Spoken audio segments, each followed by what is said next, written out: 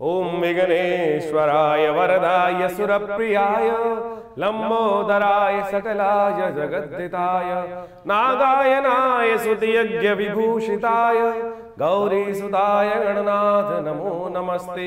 या श्री स्वयं सुगतिनां भवने स्वलक्ष्मी पापात्मनां कृतिदयां हृदये सुबुद्धि श्रद्धा सदां कुलजन प्रभवस्य लज्जा तां तां नतास्म परिपालय देवी विश्वम्। नमस्कार, स्वागत है आपका आचार्य वाणी में। मैं आचार्य डॉक्टर विक्रमादित्य आपके साथ हूँ। मकर राशि वालों के लिए अगस्त के अंत में ग्रहों का योगायोग किस प्रकार का बन रहा है वो आपको अच्छे से समझ लेना चाहिए। ग्रहों का योगायोग मकर राशि वालों के लिए एक तौर पे परिवर्तन का समय दिखाता है और ये परिवर्तन का समय कुछ नई एनर्जी को आपके जीवन में लाता दिखाई दे रहा है। कुछ समृद्धि के योग, नई उम्मीद के योग आपकी राशि में बनते दिखाई दे रहे हैं, जो कई मामलों में आपको सफलता की तरफ अग्रसित करने के योग बना सकते हैं। ये दिसंबर जो अगस्त के अंतिम दिवस हैं वो कई प्रकार से आपकी राशि में, यदि आप कॉन्फ्लिक्ट्स को अवॉइड कर सकें, मन को शांत रख सकें, तो कई प्रकार से जो आपके मन में सोचे हुए संकल्प हैं उन पर यदि सही मेहनत कर पाए तो बहुत बढ़िया तरीके से आगे बढ़ने के योग बनाते दिखाई दे रहे हैं। क्योंकि आगे बढ़ने के लिए जीवन में कई बार चाणक्य नीति की भी आवश्यकता होती है। अब ग्रह परिवर्तन के साथ साथ बुध और शुक्र का जिस प्रकार की युति बनकर अगस्त के अंतिम काल में तैयार हो रही है और ये आने वाले जो कुछ समय है, 10 दिन के समय आखिरी में रह गया है, वो आपके लिए बहुत विशेष तौर पर महालक्ष्मी का योग निर्माण करता दिखाई दे रहा है। और ऐसे में यदि आपने सही रूप से काम किया तो महालक्ष्मी के व्रत जब आरंभ होंगे और उनमें कुछ खास प्रयोग उपाय आपने यदि कर लिए तो ये समय भगवती की कृपा से आपके लिए वारे न्यारे करने के एक नए योग बनाता दिखाई दे रहा है। इस कार्यक्रम में हम आज आपके समक्ष वो सारे बात रहस्य उपस्थित करने का प्रयास करेंगे, वो चमत्कारिक उपाय भी बताने का प्रयास करेंगे जिनको आपको अवश्य कर लेने का प्रयास करना चाहिए। एक बात का ध्यान रखिएगा, इन दिनों कुछ खास ऐसे योग भी बनने वाले हैं जिनसे आपको बचकर सावधान रहना चाहिए। विश्व में ऐसे उदाहरण हैं कि जिन्होंने उन समयों में खासतौर पर कुछ गलत तरफ कार्य किया और उनको भयावह उसका नुकसान भी देखने को प्राप्त हुआ। तो आपके लिए ये समझना, ये समय को जानना, समय के अनुसार से कार्य करना बहुत आवश्यक है। सिलसिलेवार तरीके से समझें ग्रहों का योग आपके लिए क्या कहता है। 21 तारीख बृहस्पतिवार का अवसर और भाद्रपद का महीना चल रहा है, त्रयोदशी उस दिन तिथि है और ग्रह नक्षत्रों के दृष्टिकोण से ग्रहों का योगायोग आपके लिए बना हुआ है। अच्छी एनर्जी आपके अंदर व्याप्त होती दिखाई दे रही है। उस एनर्जी का उपयोग आप सही समय पर यदि कर लें तो आपके लिए अच्छा रहेगा। इस वक्त जो विचार मन में आ रहे हैं वो कई प्रकार से आपके लिए नया विचार, नया रास्ता दिखाते दिखाई दे रहे हैं। उन विचारों को थोड़ा सा इंपॉर्टेंस देने का आपको प्रयास करना चाहिए। शुक्र इस दिन परिवर्तन करने का अच्छा महत्वपूर्ण योग बना रहे हैं, जो आपकी राशि के सप्तम भाव में बुध के साथ विराजमान होकर महालक्ष्मी को प्राप्त करने का महालक्ष्मी योग, यानी एक ऐसा हिडन योग बना रहे हैं कि जिस समय में बुद्धि और व्यक्ति आपके खासतौर पर जो कार्य हैं वो सही रूप से आगे बढ़ते दिखाई देंगे। लेकिन ध्यान रखिएगा, विचार में कई बार चीज़ होती हैं, गाड़ी आगे निकल जाती है, सोचते सोचते विचार करते करते अब कार्य को आगे बढ़ाने का समय दिखाई देता है। नए कार्यों को आरंभ करने के लिए दिन थोड़ा कम दिखाई देता है। दोपहर तक का दिन अच्छा है, लेकिन दोपहर को करीब करीब 12:45 बजे के बाद भद्रा आरंभ हो जाएगी, तो उस वक्त के बाद नए कार्यों में हाथ डालने से बचना चाहिए। 22 तारीख यदि हम बात करें, शुक्रवार का अवसर है, चतुर्दशी तिथि विद्यमान है और अघोर चौदस का योग है। शिव की कृपा से समस्त अनिष्टों को दूर करने का दिन दिखाई देता है। ग्रह नक्षत्रों के दृष्टिकोण से जो ग्राफ है वो आपका 50% से अच्छा, मैं कहूँगा 70% से अच्छा बनता दिखाई दे रहा है आपकी राशि के दृष्टिकोण से। तो इस समय को सही से यूटिलाइज करने का आपको प्रयास करना चाहिए। थोड़ा शुक्र आपके लिए परिवर्तन करके बहुत बढ़िया जगह आ गया है। ऐसे में यदि शुक्र की नीति को इस्तेमाल करते हुए थोड़ी डिप्लोमेसी के साथ कहाँ क्या बोलना है, कहाँ चुप रहना है, इस बात को थोड़ा ध्यान देते हुए कार्य कर लेंगे तो बहुत बढ़िया तरीके से आपको रास्ते अच्छे बनते दिखाई देंगे। ग्रह नक्षत्रों के दृष्टिकोण से ऐसा योग बन रहा है। थोड़ा पितरों को अवश्य ध्यान देने का प्रयास करें। पितरों के निमित्त अगली तिथि जो आ रही है वो बहुत विशेष योग बना के आ रही है। पितरों को प्रसन्न करने का प्रयास करें, उनका आशीर्वाद लेने का प्रयास करें। 23 तारीख का दिन शनिवार है और अमावस्या तिथि है, भादों की अमावस्या पड़ रही है और इस अमावस्या को खास तौर पर अपने पितरों का आशीर्वाद आपको लेने का यथाउचित भाव से प्रयास करना चाहिए, क्योंकि ग्रह परिवर्तन की तरफ जा रहे हैं। थोड़ा सा आपके मनोमस्तिष्क में विचार जो हैं वो थोड़े से वीतरागी होते दिखाई देंगे। लगेगा कि संसार में बहुत सारी चीज़ें हैं, क्यों हैं, कैसे हैं, कुछ नया शोध, मन जो है कुछ नए रिसर्च की तरफ जाता दिखाई देगा, कुछ शोध करता दिखाई देगा। अमावस्या भी है, कोशिश ये करें इस दिन पितरों के निमित्त एक थाली भोजन गरीबों को निकालने बदलने का अवश्य प्रयास करें, वो आपके लिए बहुत अच्छा दिखाई देता है। शनि आपकी राशि में इन दिनों थोड़ा सा कार्य विलंब करते दिखाई दे रहे हैं, चीज़ों में बहुत ज़्यादा विचार करने में समय ज़्यादा दिखाई दे रहा है। तो ऐसे में शनि को प्रसन्न करने के लिए इस शुभ तिथि में आपको एक काम करने का प्रयास करना चाहिए। बरगद के पेड़ के पास जाकर या पीपल के पेड़ के पास जाकर एक तिल के तेल का दीपक वहाँ प्रज्वलित करने से, 7 प्रदक्षिणा लगाने से, ओम प्रांग प्रींग प्रोंग से शनिश्चराय नमः इस मंत्र का जप कर लेने से आपके लिए ग्रहों के जो नेगेटिव प्रभाव है वो ठीक होने का रास्ता बनेगा। 24 तारीख रविवार का दिवस, प्रतिपदा आ गई, शुक्ल पक्ष आरंभ हो गया है भादों का, और ये दिन बहुत विशेष हैं आपकी राशि के दृष्टिकोण से। नई अपॉर्चुनिटीज़ आपके समक्ष लाने का योग बहुत जल्दी बनता दिखाई देगा। तो इसलिए अपने दिमाग को थोड़ा सा इमोशनल टॉर्चर होने से बचाने का प्रयास करना चाहिए और सही दिशा में सोच रखने का प्रयास करना। कई बार हम क्या ज़्यादा फिलोसफिकल बातें सोचना शुरू कर देते हैं, जब खाली दिमाग शैतान का घर। तो यानी कई बार हार कई बार जीत ज़िंदगी में चलती रहती है, और हार पर ज़्यादा सोचना शुरू कर देंगे तो क्या होगा, फिर वो नया टारगेट दिमाग में नहीं आएगा। तो इस बात को, रात गई बात गई, विचार को बदलने का आपको प्रयास करना। चंद्र शाम को उदय हो रहे हैं और इस शाम को ये चंद्रमा का दर्शन होगा, एक नई ऊर्जा का आपके अंदर संचार करने का योग बनाएगा और कई प्रकार के कलंकों से भी बचाएगा। 2 दिन बाद जो चांद उदय होने वाला है वो कलंक को देने वाला है, लेकिन इस दिन जो चांद उदय होने वाला है थोड़ी देर के लिए उदय होगा, बहुत पतला सा चांद एक उदय होगा, और यदि उनका दर्शन कर लिया तो आपकी किस्मत में 4 चांद लगने के योग बन सकते हैं। तो शाम को चंद्र दर्शन कर कर माता पिता गुरुजन का आशीर्वाद देना, हो सके तो गौ पूजा भी थोड़ी सी कर लोगे तो बहुत अच्छा रहेगा। रविवार का चांद जो है ये किस्मत को जगाने के लिए उत्पन्न होता दिखाई दे रहा है। कहा जाता है कि इस दिन का चांद दर्शन कर लेने से चौथ के चांद का कलंक भी नहीं लगता है। 25 तारीख सोमवार का अवसर, द्वितीया तिथि, ग्रह परिवर्तन कर कर भाग्य को आपके धर्म की प्रति, आस्था के प्रति जगाने का सुंदर रास्ता बनता दिखाई दे रहा है। ऐसा में भाग्य को जगाने का सुंदर रास्ता जो बने उसको अच्छे से कार्य करने का प्रयास करें। धर्म की तरफ थोड़ी आस्था रहेगी, थोड़े सरल रहेंगे इन दिनों, जो थोड़ी जो है तो अलर्टनेस है थोड़ी कम होती दिखाई दे रही है। लेकिन ध्यान रखिएगा, जब अलर्टनेस थोड़ी कम होती है तो कई बार सामने वाले जो है नुकसान पहुंचाने का कार्य करते हैं। ऐसे में चावल का दान करना, शांग शींग शौंग से चंद्रमा से नमः इस मंत्र का जप करना आपके लिए अच्छा रह सकता है। हमने अपने आजकल चैनल पर एक नया रास्ता बनाया है कि बहुत सारे लोग मंत्र सही से जप नहीं कर पाते हैं, तो उनके लिए ये मंत्र का 108 बार जप करके चंद्रमा के मंत्र का एक हमने लिंक अपने डिस्क्रिप्शन लेवल में ऐड कर दिया है, और आप उस लिंक पे जाकर आप उस कम से कम 108 बार ओम इस मंत्र का श्रवण कर सकते हैं। ओम शांग शिंग शौंग से जन्म से नमः, शांग शिंग शौंग से जन्म से नमः। इस मंत्र के वाइब्रेशन से आपके मनोमस्तिष्क में चंद्रमा का जो प्रभाव है, मनोमस्तिष्क पे जो प्रभाव है आपकी राशि के दृष्टिकोण से देखना चाहिए, क्योंकि चंद्रमा आपके मन का मालिक है आपकी राशि के दृष्टिकोण से, और वो कई बार आपके मन को आंदोलित कर सकता है। इंटरनल लेवल में आप कहेंगे नहीं, लेकिन कुछ ना कुछ थोड़ा सा मन, जब चंद्रमा कमज़ोर होता है तो थोड़ा कई बार फंसाने के योग बना देता है। तो ऐसे में थोड़ा सा ध्यान करने का प्रयास करें। मंगल के साथ चंद्रमा की युति, क्लैश कई बार वो विरोध में फंसा देती है, तो चंद्रमा के मंत्र का जप करना आपके लिए अच्छा रहेगा। 26 तारीख मंगलवार का दिन, और तृतीया तिथि उस दिन विद्यमान है उदया तिथि के तौर पर, साथ में वराह जयंती भी है और अंगारक चौथ का योग भी बन रहा है, क्योंकि मंगलवार और चतुर्थी का संयोग हो रहा है। दिल्ली के पंचांग के अनुसार से करीब करीब 1 बजे के आसपास चतुर्थी आ जाएगी। गणेश चतुर्थी कहा जाता है मध्याह्न में बनानी चाहिए, तो बहुत सारे विश्व के बहुत सारे क्षेत्रों में इसी दिन गणेश चतुर्थी का योग बनने वाला है। और यदि भारत के पंचांग के अनुसार से बात की जाए तो उसमें एक मत है कि जो मध्याह्न के समय में चतुर्थी होती है उस दिन गणेश चतुर्थी को मनाना चाहिए। लेकिन ध्यान रखना, चांद जो है वो कलंक वाला चांद है, इस दिन चांद नहीं देखना चाहिए। कई जगह कन्फ्यूजन है, तो हमारे मतानुसार कि दोनों दिन का चांद इस बार देखना, कहीं ना कहीं चौथ का चांद जो है वो कलंक लगा सकता है, ध्यान रखते हुए कार्य करने की ज़रूरत। हमने इस दिन इन समस्त कष्टों को दूर करने के लिए हनुमान जी का सुंदरकांड का पाठ, गणेश जी का जन्मोत्सव आश्रम पे रखा है। आप उसमें सुंदर रूप से भाग ले सकते हैं, अपने नाम से पाठ करा सकते हैं। और जैसे में कहा गया है शास्त्र के दृष्टिकोण से कि और देवता चित्त न धरहि हनुमत से ही सर्व सुख करें, तो हनुमान जी का सुंदर सहारा लेकर आप कष्टों को दूर करने का योग बनाए। वराह जयंती भी उस दिन पड़ रही है।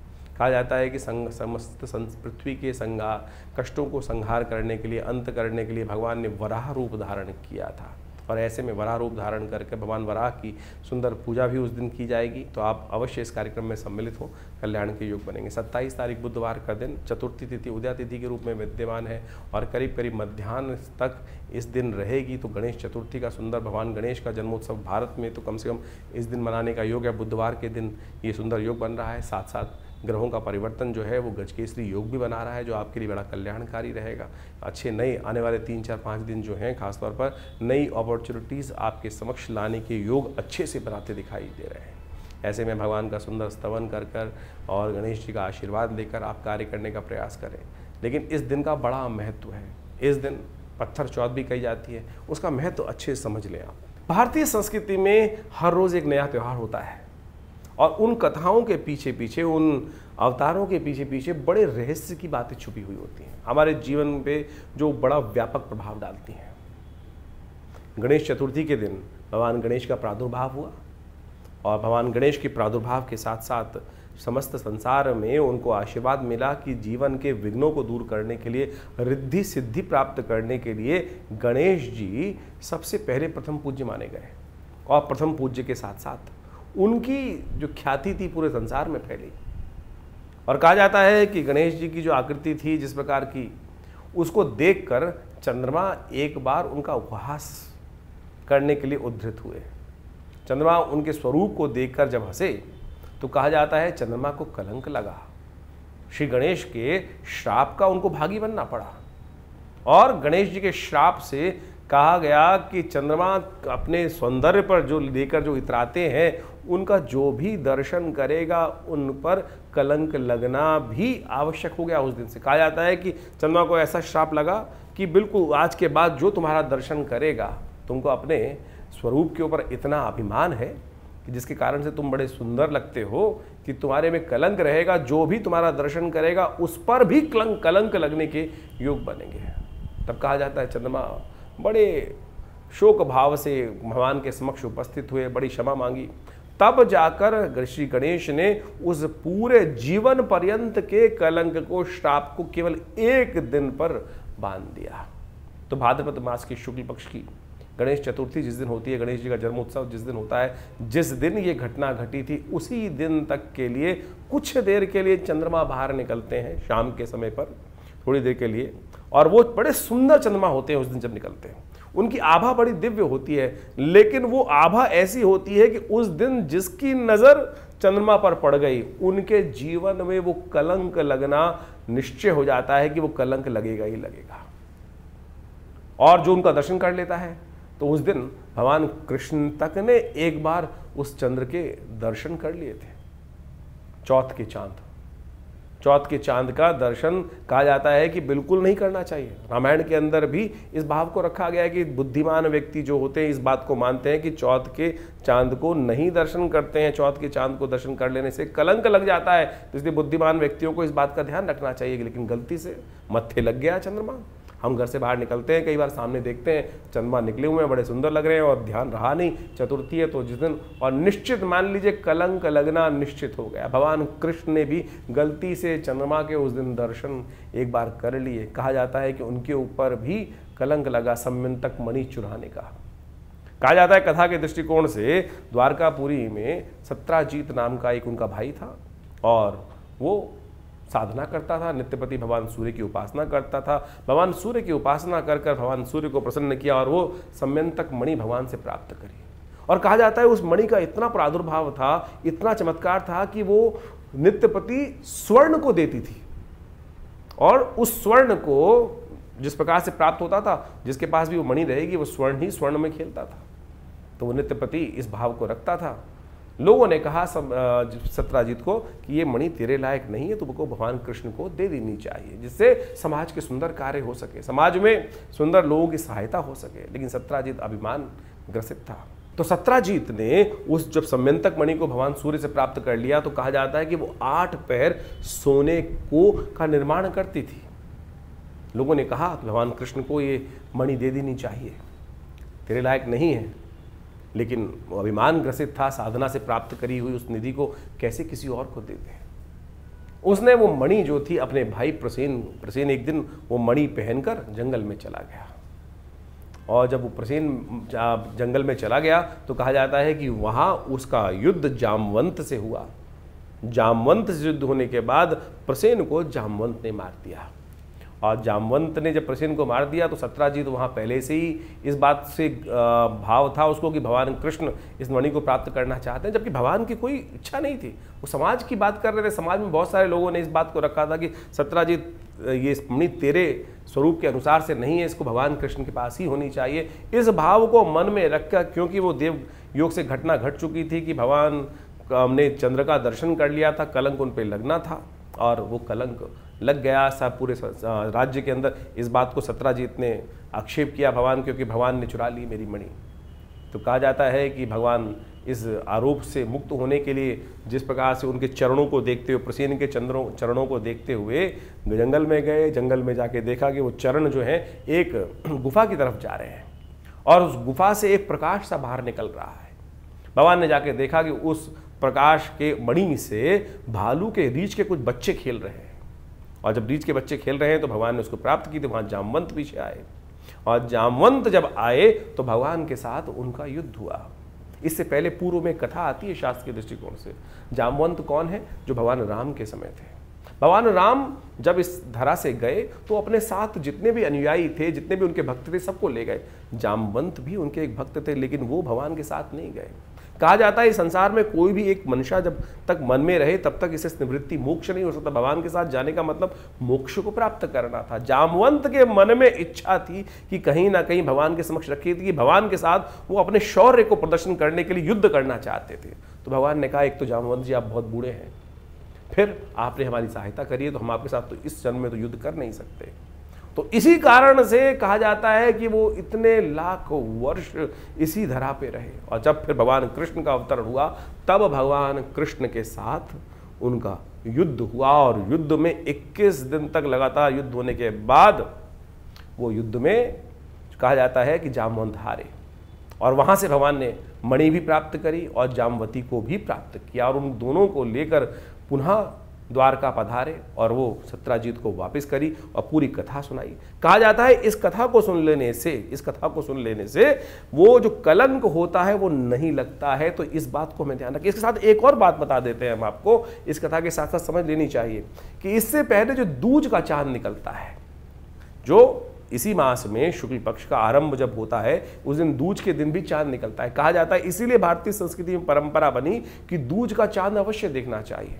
जो दूज का चांद को देखकर माता पिता गुरुजन का आशीर्वाद लेता है, गौ पूजन करता है, उसके जीवन में कभी कोई कलंक नहीं लगता। तो इससे पहले भाद्रपद मास में जो चांद दूज को दिखाई देगा, यदि उसका भी दर्शन शाम के समय कर लेंगे तो फिर गलती से यदि चंद्रमा चौथ का चांद आपके माथे लग भी गया तब भी उसका कलंक आपके मनोमस्तिष्क को परेशान नहीं करेगा। आपकी कीर्ति पर कलंकित नहीं करने का आरोप, जो कलंक करने का आरोप लगता है वो नहीं लगेगा। ये शास्त्र में अद्भुत चीज़ है। ये नहीं कि एक चीज़ का रास्ता नहीं है। तो आप समझे, इन वर्ण कथाओं के माध्यम से हमारे जीवन में जो घटनाएं घटती हैं उनको भी। अब इस बात को एक और समझें, ज्योतिष के दृष्टिकोण से कहाँ महत्वपूर्ण बात आती है कि ज्योतिष के दृष्टिकोण से अब ये तो कर्म के अनुसार से भाग्य बन गया ना। आपकी जन्मपत्री में तो कहीं नहीं लिखा था कि आप इस प्रकार का दर्शन कर लोगे फिर आपका कलंक लग जाएगा जीवन में।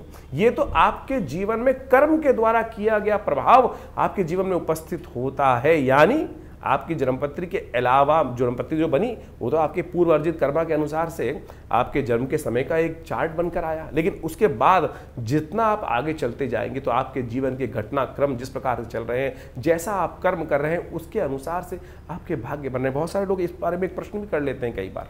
ये समझने की आवश्यकता है कि क्या हम पूर्व अर्जित कर्मों के अनुसार से ही जीवन को आगे व्यतीत करते हैं? नहीं भाई, आप उसके साथ साथ अपने प्रत्यक्ष कर्म के द्वारा भी अपने पूर्व अर्जित कर्मों को बढ़ा सकते हैं, घटा सकते हैं। दुष्कर्मों को घटा सकते हैं पुण्यों के द्वारा। जो आप यज्ञ इत्यादि, दान इत्यादि, पुण्य इत्यादि, उपाय इत्यादि विभिन्न प्रकार से करते हैं वो यही तो है। इसी के द्वारा तो पूर्व जन्म में, पूर्व समय में किए गए दुष्कर्मों का प्रायश्चित कर उसका घटन किया जाता है, उसको हटाया जाता है। तो यानी जो कर्म प्रधान विश्व रच राखा, ये भाव जो रखा गया है, यानी अब जो कर्म हो गया, मनसा वाचा कर्म, 3 प्रकार के कर्म शास्त्र में वर्णित है, उनको हो जाने से जीवन में जो प्रभाव उसका उत्पन्न होता है उसको घटाया बढ़ाया जा सकता है। जी हाँ, इस घटना के माध्यम से केवल घटना मत समझें, केवल एक कथा को ना समझें, इसका सारांश को समझने की आवश्यकता है कि क्या प्रभाव आपके जीवन में ग्रहों का पड़ रहा है। तो आप किसी भी प्रकार से यदि कोई गलती हो भी गई तो उसका प्रायश्चित करने के विभिन्न मार्ग शास्त्र में जगह जगह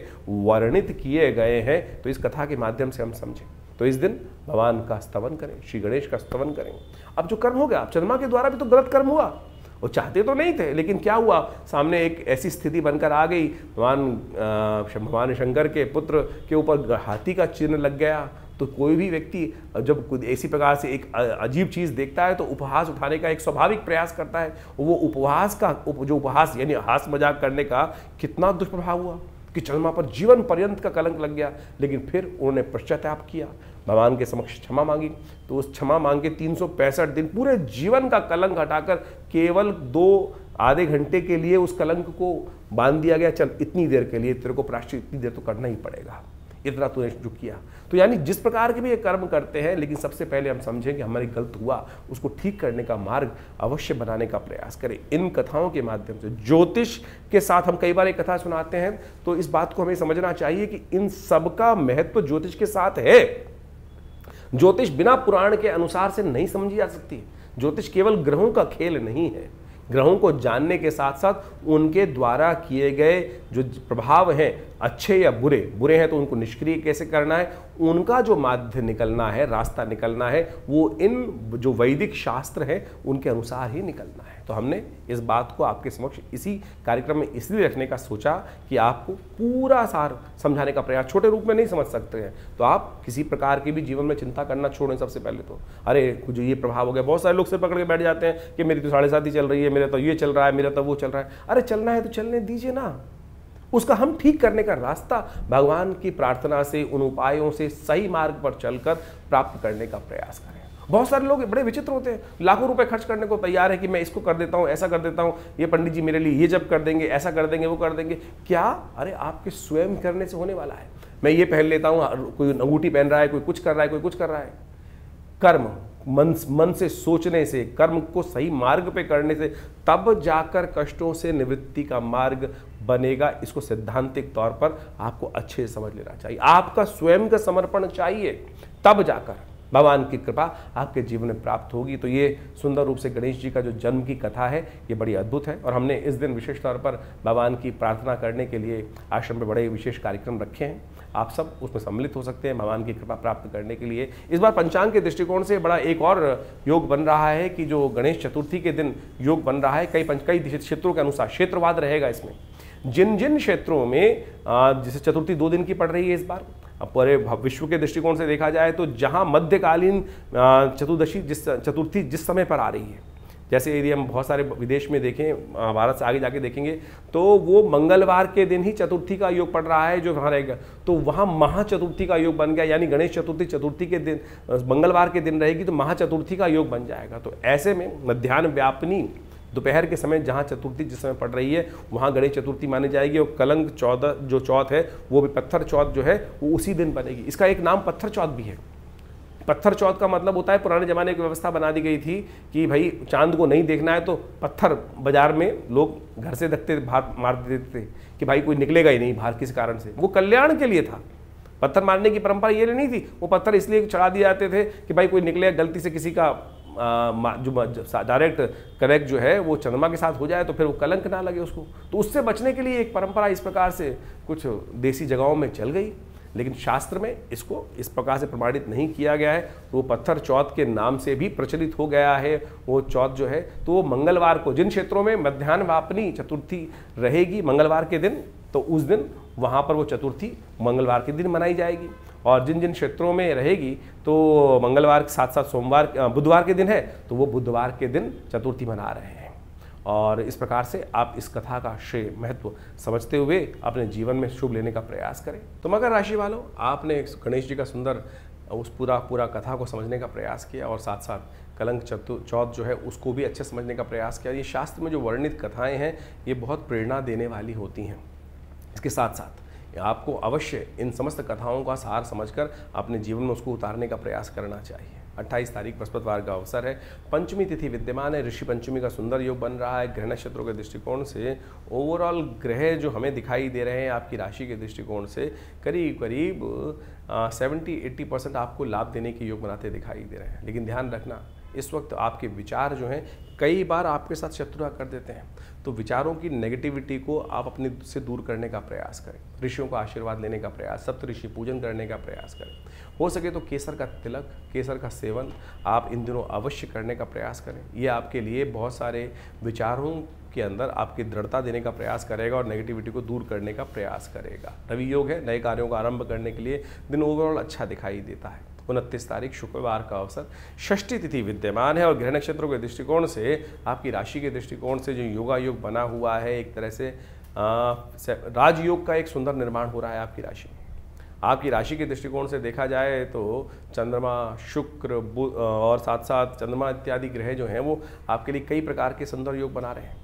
बृहस्पति से पूर्ण दृष्टि से युक्त चंद्रमा जिस प्रकार से योग बना हुआ है और साथ साथ बुध और शुक्र का महालक्ष्मी योग बना हुआ है, ये ओवरऑल अच्छे समय को आपके समक्ष लाता दिखाई दे रहा है। लेकिन फिर भी हम ये कहेंगे आपकी राशि के दृष्टिकोण से इस वक्त बुद्धि जो है एक जगह स्थिर नहीं हो रही है। विचारों को स्थिरता के साथ एक जगह लगाने का प्रयास करें और फोकस यदि करेंगे तो बहुत अच्छे से आपके लिए नए रास्ते बनते दिखाई देंगे। सूर्य षष्ठी है और सूर्य इन दिनों परिवर्तन करके आपकी राशि में जहाँ चल रहे हैं वो थोड़े से आपके मनोमस्तिष्क में उदासीनता उत्पन्न करते दिखाई दे रहे हैं। अष्टभाव का सूर्य रिसर्च की तरफ ले जाता है, नए शोध की तरफ ले जाता है, लेकिन जीवन को थोड़ा शुष्क भी करता है। और उसके साथ साथ केतु वहाँ विराजमान है, तो एक बात को ध्यान रखने का प्रयास करना चाहिए, केतु के साथ में सूर्य वहाँ आकर नेगेटिव नहीं पॉजिटिव हो गया है और ये आपके लिए कुछ नया करने के योग बना रहा है। लेकिन विचारों को स्थिर कर कर एक जगह स्थिर होकर इधर उधर भागने से कुछ नहीं मिलने वाला है। स्थिर भाव से चीज़ों को समझकर टाइम लगाने से काम करने के सुंदर योग बन सकते हैं। इस दिन अगस्त उदय हो रहे हैं।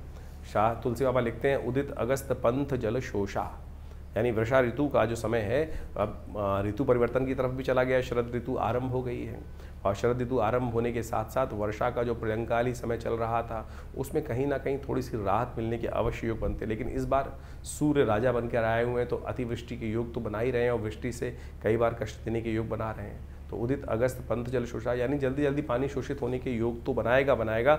लेकिन इस समय आपकी राशि के दृष्टिकोण से आपको अवश्य सूर्य को थोड़ा बल देने का प्रयास करना चाहिए। सूर्य को नित्यपति जल दें तो अच्छा रहेगा आपके लिए। गेहूं इत्यादि का दान करना भी आपके लिए अच्छा दिखाई देता है। 30 तारीख शनिवार का अवसर, सप्तमी तिथि विद्यमान है। सप्तमी और रवि शनिवार का योग बन रहा है और इसी दिन बुध भी परिवर्तन करने का योग बना रहे हैं। सिंह राशि में प्रवेश करेंगे, लेकिन साथ साथ सिंह राशि में प्रवेश करते ही बुध जो है वो अस्त हो जाएंगे। और ये बुध का अस्त होना आपकी राशि के दृष्टिकोण से समझें कि थोड़ा सा चीज़ों को आपको टैकल करने में कुछ दिन दिक्कत आ सकती है। ऐसे में हो सके तो थोड़ा सा एक काम करें, भगवान शंकर का नित्यपति थोड़ा दही से अभिषेक कर लें, दही का दान कर दें और ये सब उपाय कर कर आप बुद्ध की शक्ति को अच्छा कंट्रोल कर सकते हैं। और वाणी का संयम अवश्य बरतने का प्रयास करें। वाणी में किसी प्रकार भी कोई अपशब्द का उच्चारण करने से वाणी में थोड़ी सी समस्याएं उत्पन्न होने के योग बन सकते हैं। चंद्रमा थोड़ा हल्का हो गया है, ध्यान रखते हुए प्रयास करें। दूध का सेवन करना आपके लिए बड़ा अच्छा रहेगा। दूध का, केसर युक्त दूध का सेवन करने से आपके चंद्रमा को बल प्राप्त होने के योग बन सकते हैं। दूध का दान करना भी आपके लिए अच्छा योग बनाएगा। 31 तारीख रविवार का अवसर, अष्टमी तिथि और बहुत चमत्कारिक तिथि है। महालक्ष्मी के व्रत आरंभ हो रहे हैं। राधा अष्टमी का योग बन रहा है, साथ साथ दूर्वा अष्टमी का योग भी बन रहा है। ग्रह नक्षत्रों के दृष्टिकोण से आपके लिए जो समय जो है वो कई प्रकार से लाभ के योग बनाता दिखाई देगा, लेकिन विश्वास जगाना होगा। विश्वास, दृढ़ विश्वास को जितना जगाएंगे उतना ज़्यादा। चंद्रमा क्षीणस्थ अवस्था में है, चंद्रमा वीक अवस्था में अकेला है, कोई शुभ ग्रह उसको देख नहीं रहा है इस समय में। तो ऐसे में थोड़ा चंद्रमा को बल देने की आवश्यकता है। चंद्रमा को यदि बल देकर कार्य करेंगे तो बहुत अच्छा होगा। चंद्रमा को बल देने का तरीका, चंद्रमा के मंत्र का जप करना, ओम श्रांग श्रीं शौं से चंद्रमसे नमः। हो सके तो भगवान शंकर के मंदिर में जाकर दूध से भगवान शंकर का अभिषेक करना, ये भी आपके लिए अच्छा योग बनाता दिखाई देगा। महालक्ष्मी के व्रत आरंभ हो रहे हैं। इस दिन विशेष तौर पर महालक्ष्मी का पूजन आरंभ करना चाहिए। बड़ा चमत्कारिक विधान है शास्त्र के दृष्टिकोण से। हम उसके बारे में पूरा विचार आपके समझ रखने वाले हैं और उसको यदि आप समझ लें और उस प्रयोग को यदि आप कर लें। महालक्ष्मी का प्रयोग आमतौर पर केवल लोग पूजा करके आरंभ करते हैं और उसके बाद आगे कुछ करते ही नहीं है। केवल पूजा कर लेने से, भगवान की पुष्पमाला अर्पित करके, नैवेद्य अर्पित करके, धूप दीप दिखाकर, ये तो केवल पूजा कर्मकांड का सिद्धांत हुआ, लेकिन अनुष्ठान कहाँ हुआ। ये महालक्ष्मी के जो व्रत हैं ये 16 दिन का अनुष्ठान है। अनुष्ठान में श्री सूक्त का उपयोग होना चाहिए। श्री सूक्त भगवती महालक्ष्मी के जो चमत्कारिक मंत्र हैं उनका जप होना चाहिए। वो क्या विधि है, क्या विधान है, वो हम आपको बताने जा रहे हैं। तो अभी आपने नित्यपति राशि का फल समझने का प्रयास किया और अब आप समझें कि सबसे महत्वपूर्ण जो इस पूरे के पूरे अगस्त के अंदर एक तिथि पड़ रही है वो है महालक्ष्मी व्रत की। इस संसार में समस्त कार्य करने के लिए महालक्ष्मी कृपा चाहिए और महालक्ष्मी को प्रसन्न करने के रास्ते शास्त्र में अनेक विद्यमान हैं। लोग परंपरागत महालक्ष्मी के व्रत रखते ही हैं, लेकिन महालक्ष्मी के व्रत किस प्रकार से किए जाएं शास्त्र में उसके ऊपर अनेक कथानक, अनेक जो प्रकार हैं, उनकी पूजाओं की पद्धतियां हैं वो विकसित की गई हैं। लेकिन सबसे ज़्यादा महत्वपूर्ण जो है वो है महालक्ष्मी को प्रसन्न करने के ये महालक्ष्मी के जो व्रत हैं विशेष तौर पर।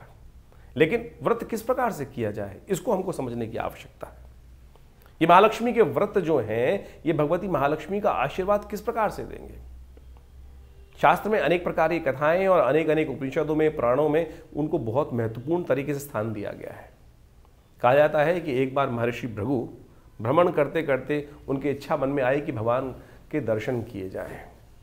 तो वो घूमते घूमते विष्णु लोक पहुँचे। वहाँ कहा जाता है कि भगवान श्री सागर में शेषनाग के ऊपर भगवती के साथ विराजमान थे और योग निद्रा में उस वक्त भगवान गए हुए थे, विश्राम कर रहे थे। महाराज भृगु जब पहुंचते हैं, महर्षि भृगु वहाँ पर, तो भगवान योग निद्रा में होने के कारण से उठते नहीं हैं। तो भृगु को बड़ा विचित्र लगता है, पता नहीं किस कारणवश उन्होंने अपना जो चरण था वो भगवान विष्णु की छाती पर रख दिया और कहा कि आपका भक्त यहाँ आया और आप प्रभु आप विश्राम में हैं। कहा जाता है कि भगवान तत्काल उठे और उन्होंने भृगु को प्रणाम किया और कहा कि महाराज आप आए और मैं विश्राम में रहा। लेकिन जिस प्रकार से उन्होंने चरण से भगवान विष्णु के वक्षस्थल पर आघात किया, कहा जाता है महालक्ष्मी वहीं बैठी हुई रुष्ट हुई थी। जो रुष्ट हुई तो उन्होंने महाराज भृगु को श्राप दिया कि आज के बाद हम किसी भी प्रकार से जो आप लोगों के पास नहीं आएंगे। भृगु महाराज ने भी बड़े उत्कृष्ट प्रकार के विद्वान ऋषि रहे और उन्होंने वर्णन, शास्त्र में वर्णन मिलता है कि उन्होंने भगवती के सामने अनुनय विनय के साथ एक प्रार्थना करी कि भगवती ये मेरा भगवान का एक निजी संवाद था, भक्त हूँ और भक्त की विशेष तौर पर एक भगवान के साथ अपने दास की, अपने स्वामी के साथ एक बड़ी तारतम्यता होती है, एक घनिष्ठ प्रेमता होती है। और भगवान ने कुछ नहीं कहा, लेकिन आपने श्राप दिया, मैं उसको स्वीकार करता हूँ, लेकिन ऐसे मंत्र बनाता हूँ। महर्षि भृगु के द्वारा बनाए गए श्री विद्या के अंतर्गत आए श्री सूक्त का निर्माण उन्होंने उस कथानक के बाद किया और कहा कि जो मैं क्या, ऋषि क्या, कोई भी वर्ण का व्यक्ति संसार में इन मंत्रों को जप करेगा, उनके द्वारा यज्ञ करेगा, इस पद्धति के द्वारा कार्य करेगा, तो माँ भगवती आपको उस दास पर कृपा करनी ही पड़ेगी। और उनके द्वारा बनाए गए वो मंत्र विशेष तौर पर कहा जाता है महालक्ष्मी सूक्त के रूप में उपस्थित है। ऋग्वेद में आए हुए उपनिषद के अंतर्गत, ऋग्वेद उपनिषद के अंतर्गत आए हुए महालक्ष्मी सूक्त के अंदर इन मंत्रों का वर्णन मिलता है। और सत्य माने हमने इसके ऊपर बहुत शोध किया। ये जो विधि है श्री सूक्त की, ओम हिरण्यवर्णाम हरणिम सुवर्ण रजत सृजाम चंद्राम हिरण्यमयीं लक्ष्मीं जात वेदो माव ताम आव जात वेदो लक्ष्मी मनमगामिनीं यस्याम हिरण्यम विंदेयम कामश्वम पुरुषानहम। ये जो 16 मंत्र है, हमने 2 मंत्र आपके समक्ष इस वक्त यहाँ रखे। इनको जो नित्यपति इनके द्वारा भगवती महालक्ष्मी की आराधना करते हैं और तो कहा जाता है कि महालक्ष्मी बाध्य हो जाती हैं उस जातक पर अपनी कृपा करने के लिए। तो इन महालक्ष्मी के जो व्रत आरंभ हो रहे हैं 31 तारीख से, भाद्रपद मास की जो अष्टमी जो बन रही है उस दिन से ये महालक्ष्मी व्रत आरंभ जो हो रहे हैं।